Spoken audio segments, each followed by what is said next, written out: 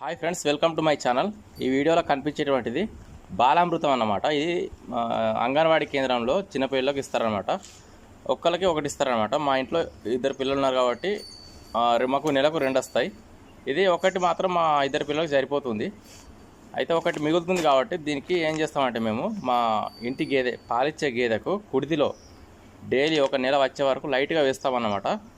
అయితే అది ఇచ్చే పాలలో ఇది ఇందులో ఉండే విటమిన్స్, ప్రోటీన్స్ అన్నీ అది ఇచ్చే పాల రూపంలో మాకు అందుతాయి కాబట్టి మేము తాగుతాం కాబట్టి లైట్గా వేస్తామన్నమాట.